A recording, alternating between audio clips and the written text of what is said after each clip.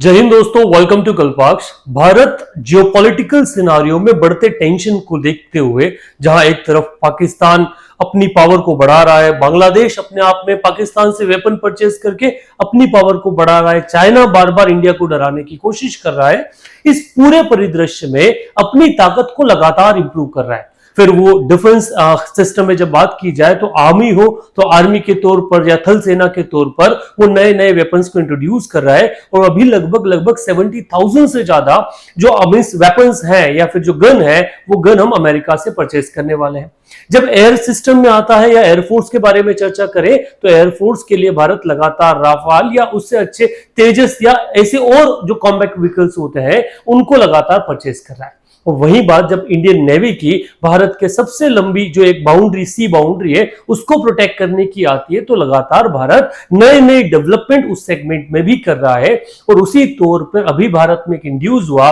एक सबमरीन या एक सबमरीन सिस्टम जिसका नाम है INS अरिघात। INS अरिघात से पहले भी हमारे पास कुछ सबमरीन है जो सबमरीन न्यूक्लियर पावर को कैपेबल है या फिर न्यूक्लियर पावर रखती है, पर INS अरिघात का जिसका इंड्यूस्ड कल हुआ है ये आपका INS जो अरिहंत है उसी क्लास की एक सबमरीन है और उसी में भारत की जो कैपेबिलिटीज है उस भारत की कैपेबिलिटी को आने वाले टाइम पीरियड में इंप्रूव करती है। इसके स्पेसिफिकेशन के बारे में थोड़ा सा देख लेते हैं कि ये जो सबमरीन है इसके क्या क्वालिटीज है। ये सेकेंड अरिहंत क्लास सबमरीन है जिसका नाम हमने INS अरिघात जो है वो रखा, जिसे हमने 29 अगस्त को विशाखापट्टनम में इंडियन नेवी में कमीशन किया है। सेकेंड इंपॉर्टेंट पॉइंट जो है ये जो सबमरीन का नाम अरिघात है ये संस्कृत वर्ड से लिया गया जिसका मतलब होता है डिस्ट्रॉयर ऑफ द एनिमी। ठीक, इस जो सबमरीन है इसका कंस्ट्रक्शन शिप